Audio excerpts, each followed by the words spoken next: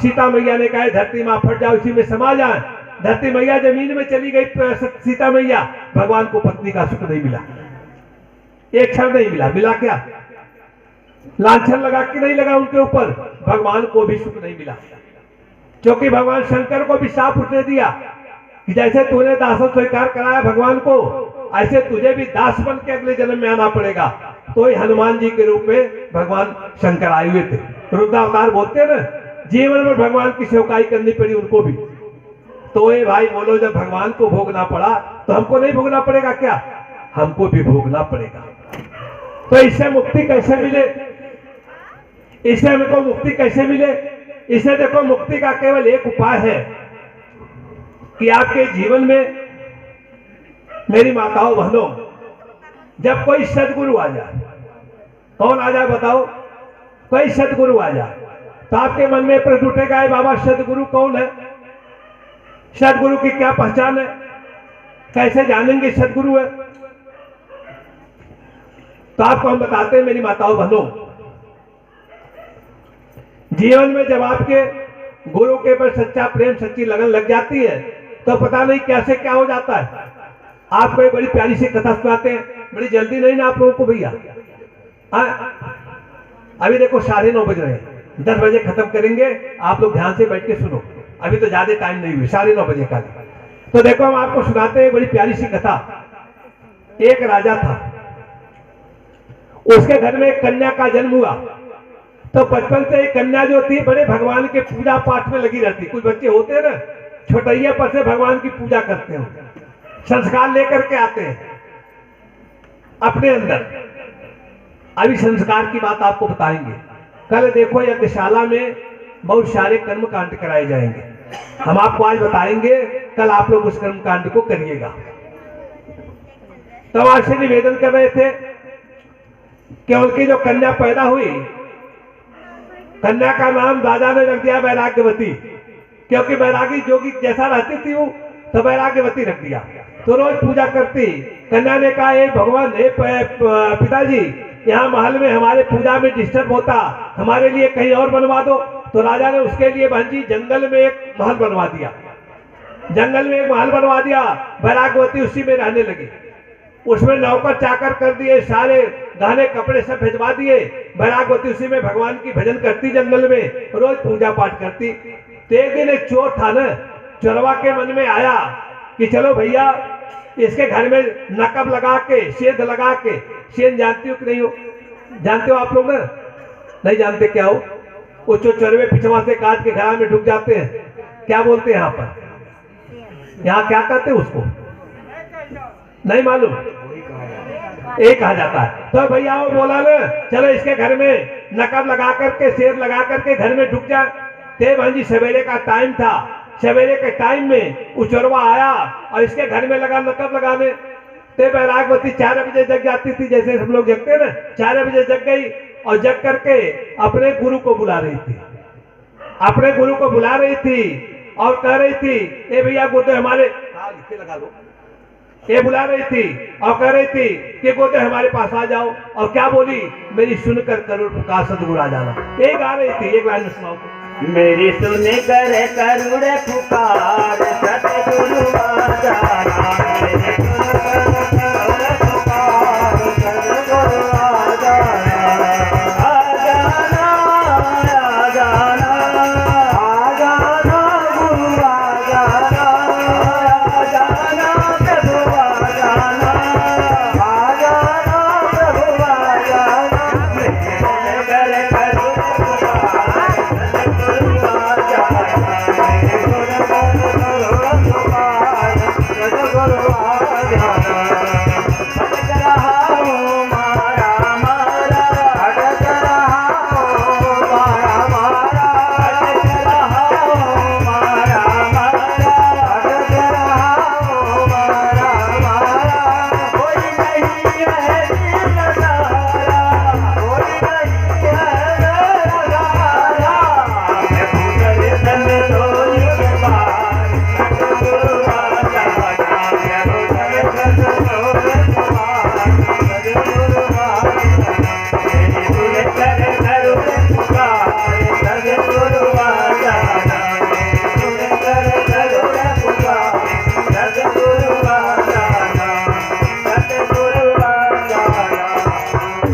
कैसे बैरागवती गा रही थी ना, उस चोरवा जो नकविया लगा रहा था वो समझाए भैया अपने गुरु को बुला रही हो, इतना बढ़िया मौका नहीं मिलेगा। उन्हें क्या किया, ए दाढ़ी ओढ़ी लगाया, जटा जूट लगाया और दरवाजे पर बैरागवती के आ गया। अब बोला अलख निरंजन अलख निरंजन। ये भैया घर से निकलती है वो, और निकलने के बाद में कहते अरे गुरुदेव सवेरे सवेरे पधारे, हमारे बड़े भाग्य हैं आप आ गए। उन्हें कहा भिक्षा में दे ही, भिक्षा ले आओ। तो घर के अंदर गई बैरागवती और जाके भिक्षा लेकर के आई। तो जैसे देने को हुई ना, तो चरवा बोल रहा है बताओ गुरु दीक्षा लियो, गुरु मंत्र लियो। ती बोली नहीं लिए बाबा। उन्हें कहा तो हम भिक्षा नहीं लेंगे भाई, जब तक गुरु मंत्र नहीं लोगी हम भिक्षा नहीं ले सकते। जो गुरु नहीं किया है ना उसको दान पुण्य करता कोई फल नहीं मिलते, जान लो आप। जब तक आप गुरु न कर लो जीवन में और सदगुरु न करो तब तक आप कोई भी दान पुण्य करोगे आपको मिलने वाला नहीं, सब बेकार चला गया, आपकी जिंदगी ना हो। तो उन्हें कहा भैया हमको आप गुरु बता दो। उन्हें कहा हमसे बढ़िया गुरु कहाँ मिलेगा, चलो तुमको मंत्र दे देते हैं। उन्हें कहा बाबा ही दे दो। उन्हें कहा यहाँ नहीं, चलो जंगल में देते हैं। बैरागवती तैयार हो गई, कहा ऐसे नहीं, जितने भी माल पानी सोना चांदी जेवर वो है ना सब गठिया लो। भैया चोर था ना, गुरु तो था नहीं हूँ, तो भैया गठिया लिया सब सोना चांदी जेवर जितने थे। बैरागवती गठिया ली, लेके जंगल में गया। जब जंगल में पहुंचता है तो जानते हो क्या करता है, कहता सब नीचे रखो, सब नीचे रख दी। वो उसको तो पेड़ में बांध दिया, बैरागवती को रस्सी से बांध दिया। जब बांध दिया उसको, अब बांधने के बाद में कहा ये बंधन जब तक मैं न आऊं तब तक खोलना नहीं। कहीं ठीक है गुरुदेव। अब जितना जेवर सोना चांदी था लेके चंपत हो गया। चोर था ना भैया, गुरु तो था नहीं, लेके सब चंपत हो गया। जब राजा को खबर लगी कि मेरी बेटी महल में है नहीं है, तो राजा खोजने लगा। तो जंगल में देखा बिटिया बधी पड़ी है। तो राजा आया, बोला रे बेटी चल जंगल में काहे तू पड़ी है, चल बंधन खोलते हैं चल। तो बिटिया बोली नहीं पापा, हमारे गुरुजी आएंगे वही बंधन खोलेंगे, तब मैं यहां से जाऊंगी, नहीं तो नहीं जाऊंगी। राजा बहुत समझाया लेकिन मानी नहीं बैरागवती। राजा निराश होकर घर चला आया। अब बहन जी 3 दिन 4 दिन 5 दिन 7 दिन बीत गए। ये बैरागवती बदी है, गुरु के नाम का सिमरन कर रही है, गुरु को बुला रही है। ये बेचारी भूख प्यासे तड़प रही है, भूख प्यासे तड़प रही है। तो देखो भगवान का सिंहासन हिल गया, बेटो भगवान का सिंहासन हिल गया। तो ये नारद जी जो है ना कथवा कर रहे थे, नारद जी को भगवान ने कहा नारद जा करके भैया उसको जरा मना ले, बोलो गुरु नहीं था वो तो चोर था, चोर जाके बताओ ना उसको। नारद जी आए, कहे बैरागवती काहे के लिए तू बच करके पड़ी है रे, चल तेरे बंधन को खोलते हैं। उन्हें कहा नहीं बाबा, ये हमारे बंधन को हमारा गुरु खोलेगा, दूसरा नहीं खोल सकता। तो नारद जी बोले रे कैसा गुरु, वह तो चोर था चोर, तेरा सारा मलबा लेके चला गया। तो बैरागवती जानते हो क्या कहती, बैरागवती कहती है कैसे कहूं चोर था, अगर वो चोर होता तो आपके दर्शन कैसे होते, बताओ भाई। अगर वो चोर था तो आपके दर्शन कैसे में हो जाते, आपको देवर्षि कहते, आपके दर्शन तो बड़े बड़े लोग नहीं कर पाते, गुरु के कारण आपके दर्शन हो गए। अब बंधन हमारा गुरु खोलेगा। ए भंजी वो चला गया। नारद जी महाराज गए, भगवान से बोले प्रभु वो तो खुलवाती नहीं बंधन, कोई उपाय आप ही करो। अब देखो विष्णु भगवान आ रहे हैं, बेटो भगवान आ रहे हैं, समझाते हैं। अरे वो बैरागवती, अरे वो था नहीं रे गुरु, वह तो चोर था। उन्हें कहा प्रभु कैसे मान ले, कहा गया कोटि कोटि मुनि जतन कराही, अंतराम कहे आवत नाही। हे परमात्मा, उसी गुरु के कारण तो आप हमारे सामने खड़े हुआ, तो कैसे मान लो चोर था, हम नहीं मानते। तो भगवान ने कहा नारद जी मानेगी नहीं, एक काम करो ना उसको जाके पकड़ के ले आओ। तो नारद जी बोले प्रभु कहाँ मिलेगा, अरे कहें देखो कहीं नकब वकब लगा रहा होगा, चोरी कर रहा होगा, कहाँ होगा वो। तो नारद जी ध्यान दिए तो देख रहे थे घर में नकब लगा रहा था चोरी का। नारद जी पहुंच गए, जाके पकड़े उसको। नारद जी जब पकड़े तो चरवा बोला अरे क्या बात है प्रभु, हमको काहे पकड़ रहे हो, कहे उसको बांध करके आया, चल बंधन खोल वहां पर। अब इसको पकड़ करके लेके आते हैं जो चोर था। भगवान कह रहे भैया इसका बंधनवा तो खोल दे तू।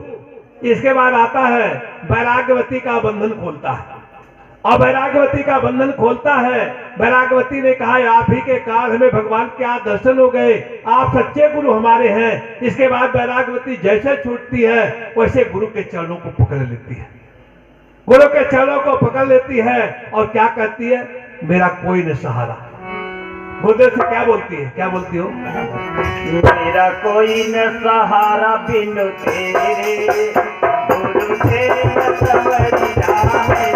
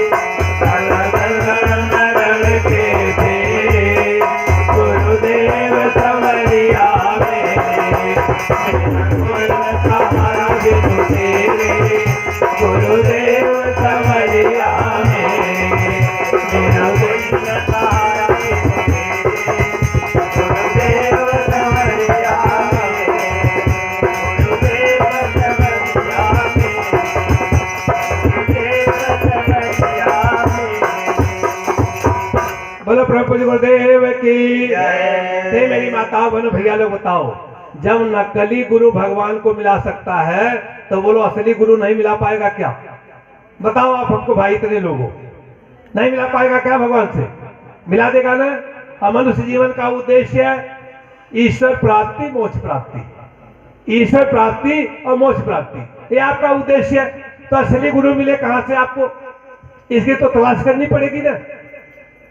कहा गया है गुरु करे जान के पानी पिए, कहा गया कि नहीं? बोलो भाई। आगे भी कहा गया अनहर गुरु बहल चला और नरक में ठेली ठेला। बाबा से आप बोले बाबा ऐसा मंत्रवा दे दो ना, मछली भी खाते रहे, गोसवा भी खाते रहे और मंत्रवा दे दो, तो बाबा बोलेगा चलो हमको दक्षिणा दो, शंकर जी का मंत्र ले लो। ये भैया शंकर जी खाते थे कहा मछली गोश्त? कहा गया नरक में ठेली ठेला करवाता, अपने भी जाएगा आपको भी डुबाएगा, हम तो भी डूबेंगे, स्वयं तुमको भी ले डूबेंगे। ऐसा गुरु करने से कोई मतलब नहीं। दो प्रकार के गुरु, एक तो होते हैं कल फुकवा, नहीं होते हो कानवान बोलेंगे आके। एक तो होते हैं कल फुकवा गुरु, एक तो होते हैं पड़ फुकवा गुरु, जो आपके प्राणों को फूक दे, जो आपके प्राणों में संचार कर दे। ऐसा गुरु आपको चाहिए ना। आप कहोगे बाबा एक गुरु कर लिए, कितना गुरु करे हो? नहीं होता है। कहा गया है जब तक गुरु मिले नहीं साचा, तब तक करो 10 20 50। बात समझ आई कि नहीं? जब तक सच्चा गुरु न मिले 50 गुरु करो। एक गुरु किसी के थे कहो, राम जी के भी 2 गुरु थे कि नहीं? वशिष्ठ विश्वामित्र थे कि नहीं? बोलो आप। जिनकी पूजा करते 2 गुरु थे। विश्वामित्र न मिलते तो भगवान नहीं बन पाते हो। तो एक कनफुकवा गुरु आपने कर लिया, कोई बात नहीं, लेकिन एक विश्वामित्र स्तर का गुरु चाहिए। विश्वामित्र माने जो गायत्री का परम साधक हो, ऐसा गुरु जो भगवान को लेकर के जाए, भला की विद्या दे दे और देने के बाद में शादी करवा दे, दासों का संहार करवा दे, उनको भगवान बना दे। ऐसा गुरु आपको भी चाहिए जो आपको भगवान बना दे, जो आपको भगवान से मिला दे। ऐसा गुरु कौन?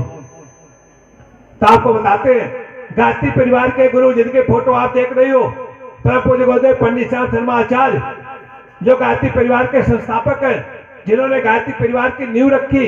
1911 में आगरा के पास एक गांव आवलखेड़ा, वहीं गुरुदेव के जन्म हुए थे। जन्म नहीं हुए, अवतरण हुए थे। इनकी माता रूपकृष्ण दानकुंवर थी, पिता का नाम रूपकृष्ण शर्मा, बड़े ही भागवत के प्रकांड विद्वान, 2000 बीघे की जमींदारी, ब्राह्मण परिवार में जन्मे। 9 साल में इनका जनेऊ हुआ। जनेऊ जानते हो कि नहीं आप लोग? जनेऊ इनका हुआ मालवीय जी से द्वारा किए बनारस में। मदन मोहन मालवीय ने कहा बेटा गायत्री ब्राह्मणों के कामधेनु है, जो चाहेगा तुझे मिल जाएगा। ते अपने पिता से कहे पिताजी हम तो जाति के ब्राह्मण हैं, फिर क्यों कहे गायत्री ब्राह्मणों के काम देने? कहे बेटा कोई जन्म से ब्राह्मण जाति से नहीं होता, तो ब्राह्मण कैसे होता? कहे ब्राह्मण के 6 कर्म है। कौन? जल्दी जल्दी बता रहा हूँ, बात ध्यान से सुनना। कहे ब्राह्मण के 6 कर्म है। कहे कौन? कहे ब्राह्मण एक करे एक करावे, दान ले दान दे, वेद पढ़े वेद पढ़ावे। मतलब ज्ञान सुने, ज्ञान की चर्चा करे जाके। ये 6 गुण जिसमें वो ब्राह्मण है। वो ब्राह्मण नहीं है खाली जाति में पैदा होकर त्रिपुट लगा के घूम रहा, वो ब्राह्मण नहीं। ये जो 6 कर्म करता है वो ब्राह्मण है। और गुरुदेव ने कहा मैं सबको ब्राह्मण बना दूंगा, चाहे जी जाति का होगा सबको ब्राह्मण बना दूंगा। ब्राह्मण कोई जाति नहीं, ब्राह्मण एक व्यवस्था है। एक गुरुदेव ने कहा गायत्री का जप करना गुरुदेव शुरू कर दिए, तो आपको बोले बहन जी सवेरे जगते थे 4 बजे, 11 माला रोज जपते थे। एक दिन की घटना, बसंत पंचमी का दिन था, 1926 ईस्वी थी। इनके पूजा की कोठरी में इनके दादा गुरु, जिनको सर्वेश्वरानंद जी महाराज कहते, जिनकी उम्र 750 वर्ष की, पूजा की कोठरी में आके प्रकट हो गए। रात में पूजा कर रहे थे ना, कमरवा में ऐसे प्रकाश हो गया कि डर गए भैया कोई भूत प्रेत है का हो। और उसमें छाया ऐसे तैरने लगी, तब तो और डर गए, ये भैया कोई भूतवा आ गया क्या? तो छाया ने कहा बेटा डरो नहीं, मैं तेरा कई जन्मों का गुरु हूं। कहा कैसे? विश्वास कर लो। छाया आई, इनके सर पर हाथ रख दिया, 3 जन्मों के वृतांत दिखाए। कहा एक जन्म तेरा कबीर साहब के रूप में हुआ, एक रामकृष्ण परमहंस के रूप में हुआ, एक जो है रामदास के रूप में हुआ। दिखाई छाया ने हाथ उठा लिया। कहा बेटा ये जो तेरा जन्म हुआ श्री राम के रूप में, बेटा तुझे पूरी दुनिया को बदल ली है। कहे बाबा कोई परिवार नहीं बदल पाता, हम दुनिया कैसे बदलेंगे? कहा बेटा तू दुनिया बदलेगा, इसके लिए तुझे तप करना पड़ेगा। कहे ठीक है मैं तप करूंगा। कौन सा तप करना पड़ेगा? कहे गायत्री का 24 लाख का 24 महापुरुष करने। मतलब समझो ऐसा, 1 साल में गायत्री का 24 लाख मंत्र जपना है। एक दिन में 66 माला गायत्री जपनी पड़ेगी, तो तेरी गायत्री सिद्ध होगी। गुरुदेव ने कहा जपूंगा। कहा ऐसे नहीं गायत्री सिद्ध होगी, हलवा पूरी खाएगा तो गायत्री सिद्ध होगी? गायत्री नहीं सिद्ध होगी। तो कहे तब क्या करना पड़ेगा? कहे बेटा एक काली गौ पाल ले, काली गौ को जौ खिला दे, उसके गोबर से जो जौ निकले हे बेटा उसको धुल ले, और धुलने के बाद उसी का चक्की में आटा पीस ले, 1.25 पाव आटा, 1.25 किलो माठा, बिना नमक मीठा के तुझे 24 साल खाने। बोल खाएगा? गुरुदेव ने कहा हाँ खाऊंगा। हमें बताओ बहन जी, ऐसा किसी गुरु का नाम आपने सुना कलयुग में जो 24 साल तक गाय के गोबर के जौ की रोटी खाया हो, बिना नमक मीठे के केवल एक टाइम खाया हो? किसी गुरु का नाम आप बताओ। सारे गुरु तो मालपुआ खाते एसी में बैठते हैं। आज हमारे गुरुदेव भगवान ने 24 साल तक गाय के गोबर के जौ की रोटी खाई, केवल 4 रोटी बनाते, एक कन्या को देते, एक गाय को देते, 24 घंटे में खाली 2 रोटी खाते थे बिना नमक मीठे के। 1:30 बजे जगते थे और माला जपते थे 66, और जपने के बाद में सवेरे संगठन का काम करते। आज गायत्री परिवार की संख्या 24 करोड़ है, 1-2 की नहीं। इतना बड़ा संगठन दुनिया में कोई है ही नहीं। विश्व के 80 देशों में गायत्री परिवार का संगठन है। पूरे दुनिया में गायत्री परिवार फैल गया, 1-2 जगह नहीं है। सब लोग गायत्री का आज जप कर रहे हैं। ये गुरुदेव की कृपा आपको बता रहे हैं। इतने ही काम नहीं किए, गुरुदेव ने 3200 किताब लिखी है, 1-2 नहीं 3200 किताब लिखी है। 1-2 किताब नहीं लिख के 18 पुराणों का भाष्य किया है। 19वां पुराण है प्रज्ञा पुराण, जिसकी कथा आप सुन रहे हो, इसको गुरुदेव ने लिख दिया। 4 वेदों का भाष्य गुरुदेव ने किया, 8 स्कंदों का भाष्य किया, गीता का भाष्य किया, उपनिषद का भाष्य किया, रामायण का भाष्य किया। सबको अपनी भाषा में गुरुदेव ने लिख दिया। और पढ़े लिखे एक अक्षर नहीं थे, मस कागज छुयो नहीं, कलम गयो नहीं हाथ, एक अक्षर नहीं पढ़े थे गुरुदेव। 18 पुराणों की रचना करनी हुई तो व्यास जी महाराज बोलते थे और इसको लिखते थे गणेश जी, तब लिख पाए थे। अब यहाँ गुरुदेव अपने हाथ से लिख के, ऐसा भगवान धरा पर कभी आया नहीं। आपको बताते हैं इतने विलक्षण काम किए। इतना ही नहीं किया, जिसको जबान से जो बातें कह दी उसके लिए वो सत्य हो गई। जिसको जो कह दी वो बातें सत्य हो गई। हजारों लाखों लोग जाते शांति कुंज में, गुरुदेव बैठे रहते। ऐसे लोग कहते गुरुदेव मेरी पत्नी बहुत बीमार है, ठीक कर दो। गुरुदेव एक तो बेटा नहीं है, बेटा दे दो। गुरुदेव बेटा को नौकरी नहीं है, नौकरी दिला दो। गुरुदेव डांट के बोलते, कहते बैठ बैठ, बेवकूफ कहीं का। भगवान के सामने आके टाफी मांगता है, भगवान के सामने आके टाफी मांगता है। अरे तू एक पुष्ट की बात करता है, मैं तेरे 7 पीढ़ी को उतार दूंगा।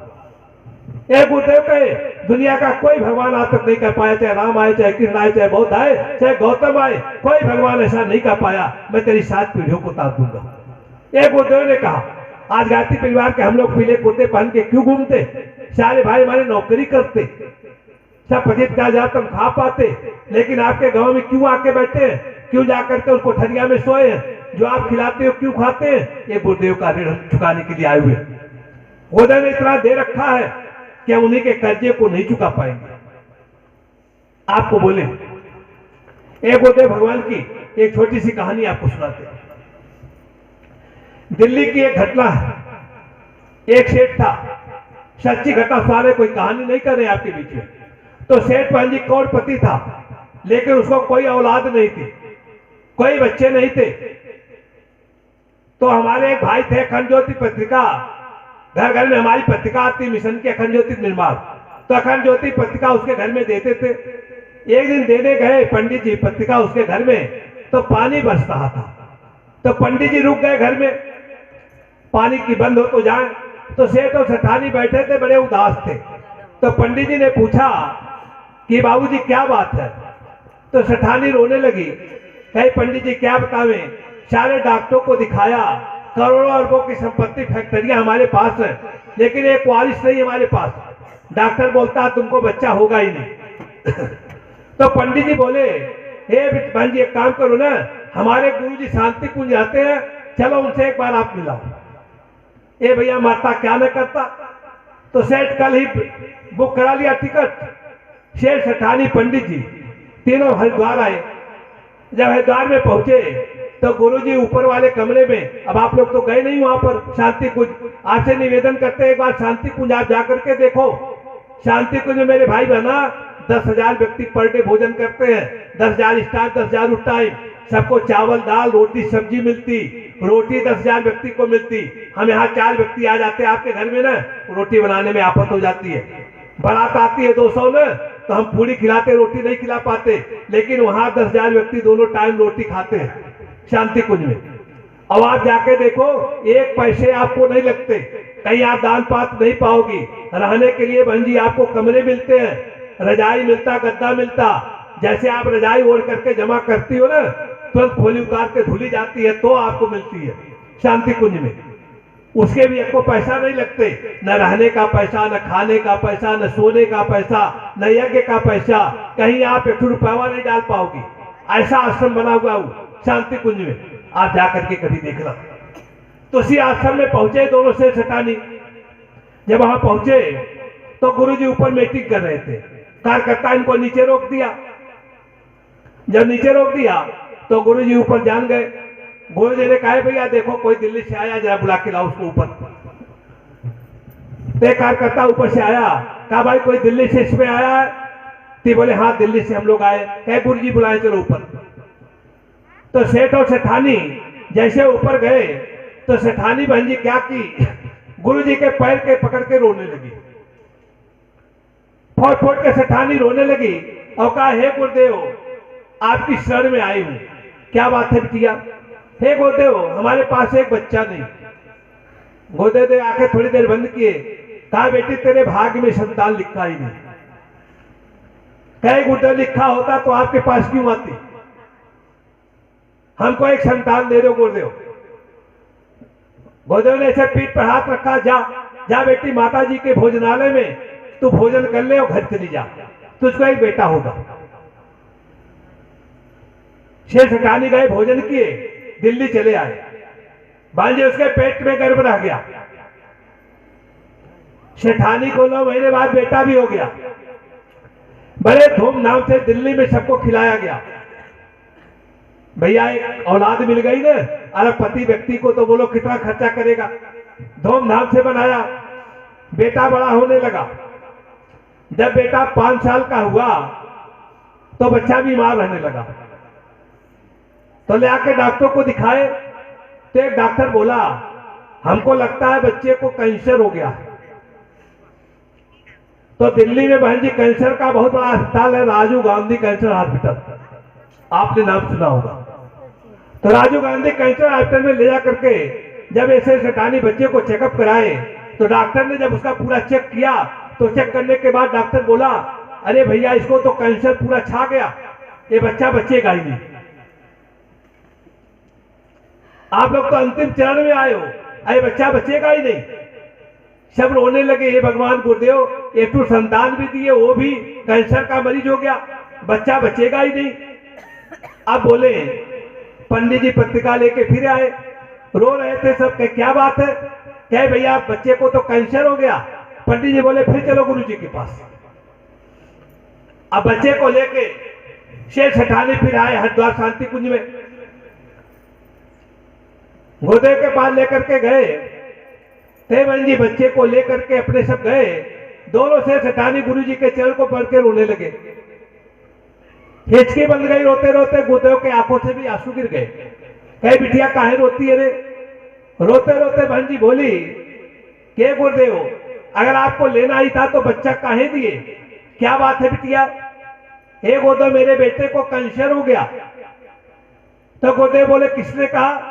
है डॉक्टर बोलता है। कहा तेरे बेटे को कुछ नहीं हुआ, तेरा बेटा तो एकदम ठीक है। अरे नहीं गुरुदेव, जांच कराए कैंसर निकला, अंतिम चरण में है। कहा बेटा मुझे दे।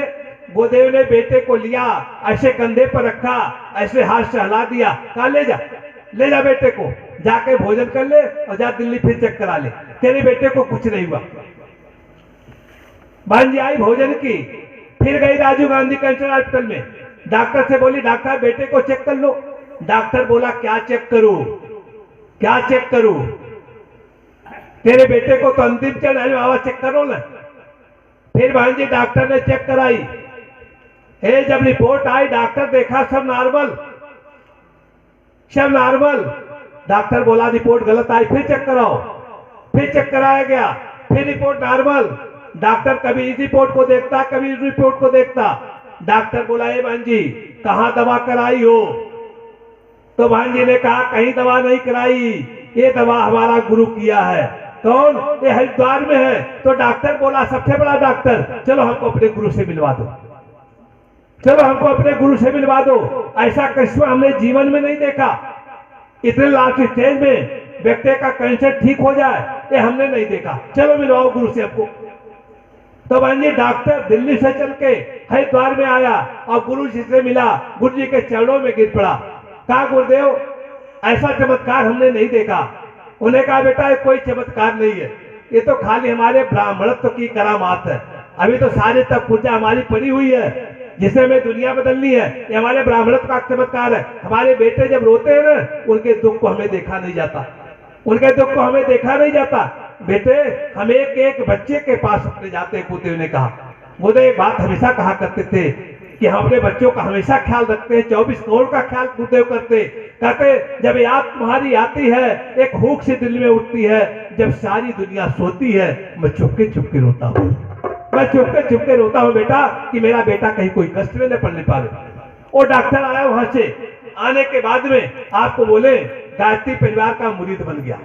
जैसे कोई व्यक्ति वहां जाता राजीव गांधी में ना और बोलते हम गायत्री परिवार के, हे डॉक्टर सबको छोड़ के देखता है, भैया ये तो भगवान का चेला हो, भगवान का, गुरु का नहीं, ये तो भगवान का चेला है, ये भगवान का चेला है, ये साधारण गुरु का चेला नहीं हो सकता, साधारण गुरु का चेला नहीं हो सकता। ऐसी कुवत भगवान के अंदर हो सकती है कि साधारण व्यक्ति के अंदर नहीं हो सकती। तो ऐसे गुरु की चर्चा आपके बीच में कर रहे हैं, ऐसा गुरु आपके बीच में आया हुआ है। अब गुरु से जुड़ना न जुड़ना है तो आपकी बात है, इसीलिए आपसे निवेदन करते। कल देखो यज्ञशाला में, कल यज्ञशाला में बांधिए रहने दो, गिरने तो चांद रह गो। तो देखो कल यज्ञशाला में एक कार्यक्रम होगा,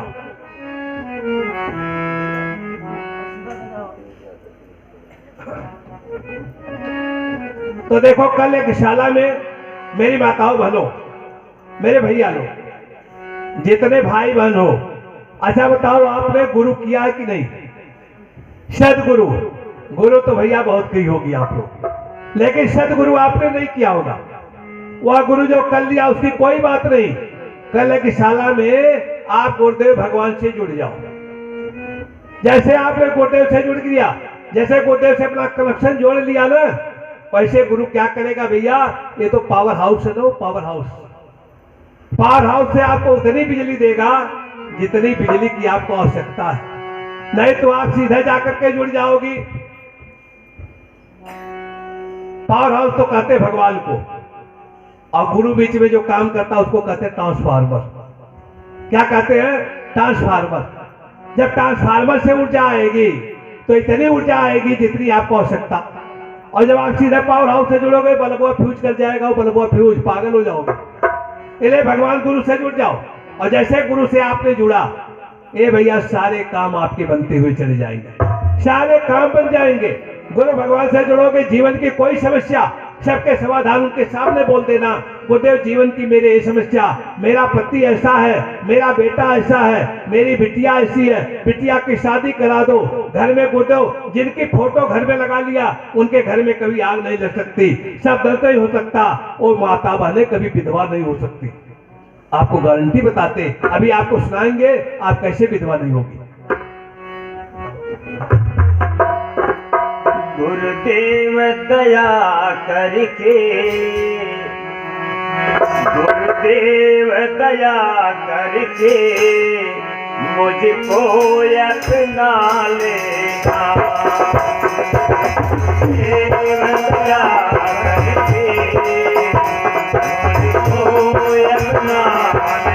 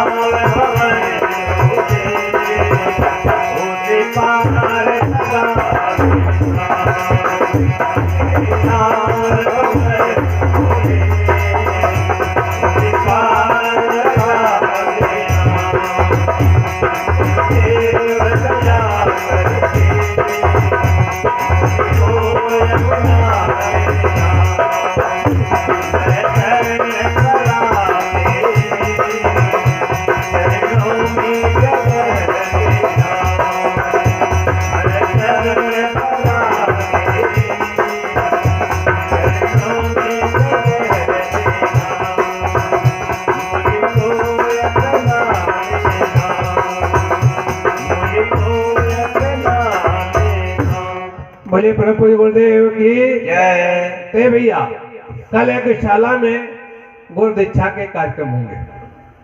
जो माताएं बहने भगवान से जुड़ना चाहे, कल देखो आपको अवसर है।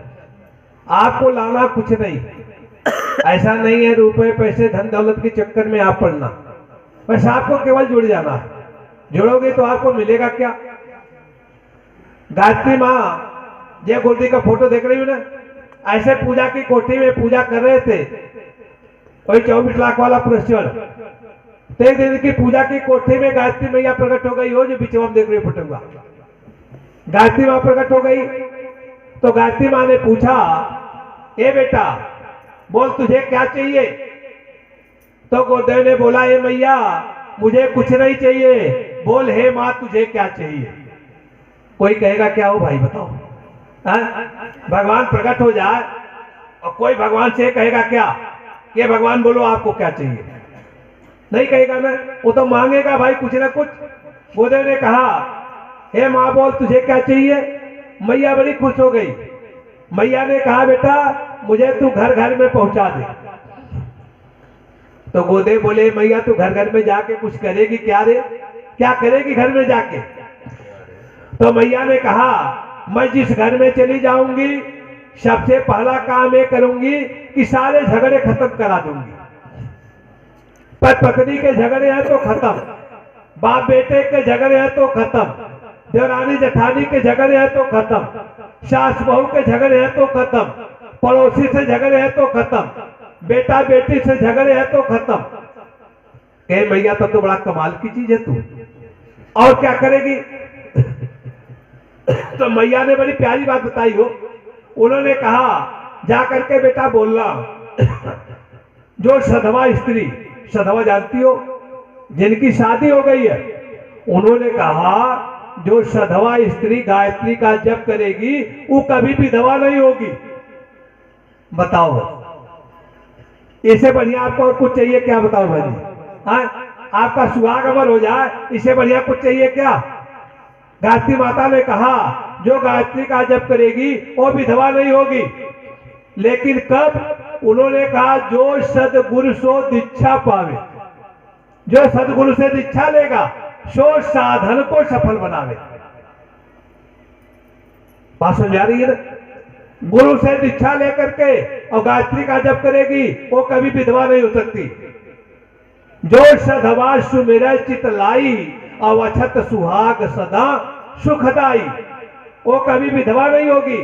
तो गोदेव ने कहा, हे मैया जो हमारी बेटियां आती हैं वो पूजा पाठ में, उनके लिए आपके पास कुछ है क्या? तो मैया ने कहा, उनके पास तो और बढ़िया है। माता पिता चिंता में रहते हैं कि बिटिया की शादी बढ़िया हो जाए, घर बढ़िया मिल जाए, दुल्हा बढ़िया मिल जाए, यही तो चाहते हैं माता पिता भैया, यही चाहते हैं ना। तो उन्होंने कहा जो इसको जपेगी बच्ची, उसके लिए उन्होंने कहा कि जो सधवा सुमिरै चित लाई, अवछत सुहाग सदा सुखदाई। और बच्चियों के कहा घर भर सुख पद लहे कुमारी, कुमारी कन्या जपेगी तो घर भर दोनों ठीक मिल जाएगा इसको। उन्होंने कहा बाबा एक बात और बताओ, अगर हमारी विधवा माताएं बहनें जपे तब उनको क्या मिलेगा? तो गायत्री मैया ने कहा कि विधवा जपेगी तो विधवा रहे सत्यवतधारी, उसकी सत्यनिष्ठा बनाऊंगी, और जब मरने लगेगी हो, मर के जाएगी तो उसको क्या करूंगी? ब्रजत ब्रह्मलोकम, मोक्ष की प्राप्ति करवा दूंगी, भगवान के धाम में भजवा दूंगी हो, फिर जन्म नहीं लेना पड़ेगा उसको, चक्कर सब छड़वा दूंगी 84 की। एक गायत्री मैया बोली। तो गोदेव कहे बहुत सी माताएं बहनें ऐसी आती हैं जिनको आपको बच्चे में नहीं है, वो क्या करें आपके लिए? बोलो उनके लिए कोई योजना है क्या? हे भैया गायत्री मैया बड़ी सुंदर बात बताई हो। उन्होंने कहा कि संततहीन सुसंतत पावे, जो गायत्री का जप करेगी ना उसको खूब बढ़िया बच्चा, खूब बढ़िया संतान, संस्कारी संतान पैदा हो जाएगी जो गायत्री का जप करेगी। अच्छा का इनके लिए तो हो गया, भैया के लिए क्या? हमारे भाई अगर गायत्री का जप करेंगे इनको क्या मिलेगा? इनके लिए भी कुछ है तेरे पास? उन्होंने कहा इनके लिए तो और बढ़िया बात है भैया। क्या है? उन्होंने कहा सुमिरत ही में ज्ञान प्रकाश है। जैसे गायत्री का सुमिरन करेंगे ना, ज्ञान से हृदय भर जाएगा और तीनों पापों का नाश होगा, दैहिक दैविक भौतिक, आलस पाप अविद्या, अज्ञान भाव शक्ति। उन्होंने कहा सब नाश कर दूंगी और उनको 8 चीजें दूंगी। क्या? आयु, प्राणम, प्रजाम, पशुम, कीर्तिम, द्रविड़म, द्रविड़ कहते रुपया को, ब्रह्म वर्चस्व कहते ज्ञान विज्ञान को, और जब मरने लगेंगे तो मोक्ष की प्राप्ति करवा देंगे। आप बोलो इससे ज्यादा आपको और कुछ चाहिए क्या? आपकी आयु बढ़ गई, आपके प्राण बढ़ गए, आपके मित्र बढ़ गए, आपकी कीर्ति बढ़ गई, आपको रुपया मिल गया, आपको ज्ञान मिल गया, आपको विज्ञान मिल गया और मरने लगे तो ब्रह्मलोक की प्राप्ति करा दिया। अब इससे ज्यादा और कुछ आपको चाहिए क्या? बताओ हमको क्या चाहिए आपको? और कुछ चाहिए भैया? सब मिल गया कि नहीं मिल गया? आपको मिल गया ना? तो गायत्री की शरण में, गुरु की शरण में आप आ जाओ। कल यज्ञशाला में ऐसा कोई न बचे जो दीक्षा न ले ले। अब आपके मन में होगा है भैया बाबा हम तो मांस मछली खाते हो, हे बाबा हम तो पुकार सुपर खाते हो, हे बाबा हम तो शराब पीते हो। बहुत सारे भाई खाते होंगे, ऐसा मन में ऐसे विचार होंगे, हे भैया इसकी टेंशन न पाल ले भाई, इसकी टेंशन न पाल। तो क्या हो जाएगा? आपका सब छूट जाएगा। कैसे? बस खाली गायत्री के सुमिरन से, गायत्री के भजन से। कहा गया ना, जो करते रहोगे भजन धीरे धीरे तो मिल जाएगा वो सजन धीरे धीरे। मिल जाएगा कि नहीं? कहा गया कोई काम दुनिया में मुश्किल नहीं, जो करते रहोगे अपन धीरे धीरे। कोई मुश्किल नहीं है। अरे विल पावर आपके अंदर चाहिए। कहा गया चाहो तो संकल्प जगा के कुछ भी कर सकते हो और थोड़े समय से जीवन को धन्य बना सकते हो। कहा गया कुछ भी नहीं संभव होता जब संकल्प लिए जाते हैं और संकल्पों में जब साहस के गति में चढ़ दिए जाते हैं। फिर बोले भैया बाधाओं की क्या विषाद, फिर रुख तूफान बदल सकता है और बदला जाए दृष्टिकोण तो इंसान बदल सकता है और दृष्टिकोण के परिवर्तन से ये सारा जहान बदल सकता है, पूरी दुनिया बदल जाएगी। बस आपको क्या करना है? गुरु जी से कल जुड़ जाना है। कल गुरु मंत्र ले लो आप लोग और लेकर के फिर देखो अपने जीवन का कमाल। जो जीवन बचा है ना उसी को ठीक करना, उसी को ठीक है। गायत्री मंत्र की दीक्षा कल दे देंगे, गायत्री आप जपना, लेकिन गुरु करके तब जपना चाहिए। हमारे जितने मुख्य जजमान है पहले तो कल सबको दीक्षा लेनी, जो दीक्षा ले लिए पत्नी के साथ में दीक्षा ले। पत्नी के साथ देखो गाड़ी के दो पहिए, ए भैया तू पंचर हो जाएगा, गाड़ियां चलेगी हो बोलो, ऐसे फटाक से उलट जाएगी। तो दोनों पहिया ठीक करो ना। पत्नी ठीक है पति गड़बड़ है, पति ठीक है तो पत्नी गड़बड़ है, तो दोनों ठीक करो। जैसे गाड़ी चले नहीं गाड़ी दौड़े। अब आपकी गाड़ी दौड़ेगी, रुकने वाली नहीं। देखो भैया ने इतनी बढ़िया जगह करवा दिया। गायत्री महायज्ञ, आप तो साधुवाद के पात्र हैं, आपको बहुत बहुत धन्यवाद। गुरु जी की कृपा आपके ऊपर बरस रही है, भगवान की कृपा आपके ऊपर बरस रही है।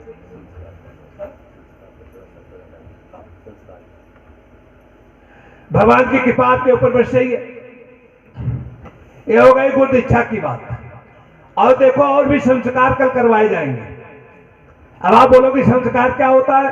एक लाइन में जानो, अनगर से सुगर बनाने की क्रिया को संस्कार कहते हैं। जैसे देखो बंदरवा होता है ना, वो बंदर तो ऐसे पेड़ पर कूदता है, लेकिन बंदरवा को जब बंदरिया सिखा देता है तो बंजी कोई खेला दिखाता है, बंदरिया को लेके शादी करने जाता है, बंदरवा का पेट भर देता है। बंदर भर देता नहीं बंदारी का पेट। तो देखो संस्कार। अब देखो जितनी माताएं बहने बैठे हो ध्यान से बात सुनना। जिस माँ बहन के पेट में 3 महीने का बच्चा हो, ध्यान से सुनो बात हो, 3 महीने के बाद 4 महीने 5 महीने का हो, उसका एक संस्कार कराया जाता है, उसका नाम है पुंसवन संस्कार। आप लोग जानती हो क्या? कोई जानता है इसमें? नहीं जानता ना। ये संस्कार इतना महत्वपूर्ण है, इतना महत्वपूर्ण है, अगर ये करा दोगी तो आपका बेटा बेटी जो पैदा होगा वो देवी देवता जैसा पैदा होगा, वो देवी देवता जैसा पैदा होगा। ऐसा बच्चा आपके घर में आएगा कि गांव वाले देख के कहेंगे भैया ये तो महाराज सीधे संत पैदा हो गया, ये तो देवता पैदा हो गया। जिस माँ बहन के पेट में बच्चा हो, कल आप उसको लेकर के आना एक शाला में, उसके पुंसवन संस्कार कराएंगे। 4 महीने 5 महीने का भी हो तो कोई बात नहीं, घर से खाली खीर बना के लेके आना है। अगर गाय का दूध मिले तो उसमें बनाओ, न मिले तो जो भी दूध मिले उसी में बना करके, थोड़ी सी खीर चाहिए बस, उसी की हवन कराएंगे, वही खीर महिला को खिलाएंगे। ए भैया इसी खीरिये से तो भगवान पैदा हो गए थे, वो राम लक्ष्मण। तो आपके पेट का बच्चा संस्कारी होगा। इसके बाद में यहाँ हम व्यवस्था औषधि की बनवाएंगे। 3 औषधियां उसको सुगाई जाती हैं, एक बरगद की जटा, एक पीपल का पत्ता, एक गिलोय। तीनों को गर्भिणी महिला सिर पर पीसती है गंगा जल डाल के, उसके दर्शन बताएंगे। कल अगर किसी को ऐसा हो तो अपनी बहन, बेटी, बहू को, पड़ोसी को कल ले करके एक शाला में आ पाओ, ठीक है ना। अब देखो किसी का बच्चा पैदा हो गया तो 10 दिन के बाद या 6 महीने का अंदर का है, उसके नामकरण संस्कार कराओ। नाम तो चाहे जैसे रख दिया बच्चे का, निरव गुरु कतवारू, इकी पिक्की टिंकी, कोई नाम नहीं, मतलब नहीं। तो यहाँ की शाला में तो बच्चे का नामकरण कराओ, जो बच्चा 6 महीने के अंदर का हो, बच्चे का नामकरण। इसके बाद और देखो 6 महीने का बच्चा हो गया अगर, तो अन्नप्राशन कराओ। बच्चे को क्या खिलाना है, खीर बना करके ले आओ, चांदी की अंगूठी, चांदी की चम्मच से चटवाते उसके दर्शन बताएंगे। 6 महीने के बाद साल भर का 3 साल का बच्चा है तो मुंडन संस्कार कराओ।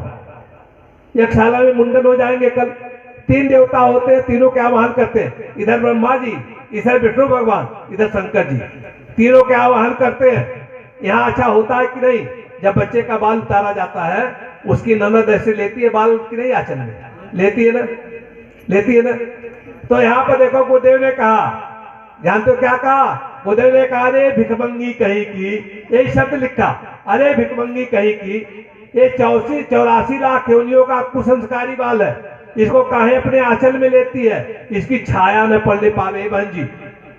ये 84, पता नहीं आपका बेटा कुकुर की योनि से आया कि सुअर की योनि से आया कि बिल्ली की योनि से आया कि चीते की योनि से आया कि बिल्ली किससे की योनि से आया, जानती हो आप? नहीं जानती। तो ये बाल जो होते हैं कुसंस्कारी होते हैं। हम लोग जब इसको उतरवाते हैं तो आटे की लोई में डालते हैं, जमीन में गड़वा देते हैं, छाया न पड़ने पावे किसी की। कहा गया ननद को दान दक्षिणा दे दो, लेकिन मेरी माताओं बहनों आंचल में बाल नहीं लेना कभी, ये बात जान लो आज से आप। फिर देखो जब बच्चा 5 साल का हो तो जितने बच्चे 5 साल वाले हैं विद्यारंभ संस्कार करवाए जाएंगे कल से परसों ले।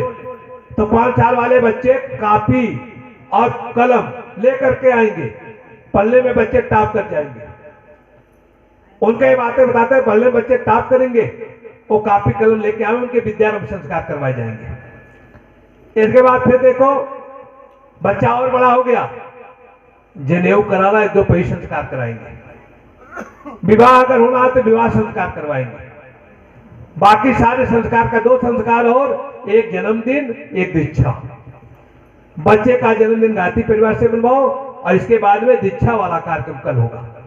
कल आप लोग आइएगा, दीक्षा के कार्यक्रम में भाग लीजिएगा, सबको मंत्र देंगे। आप किसी गुरु को कर लियो, कोई टेंशन नहीं, वो गुरु आवे सीधा पानी दान दक्षिणा दो, लेकिन इस गुरु को करके खाली आप जप करो।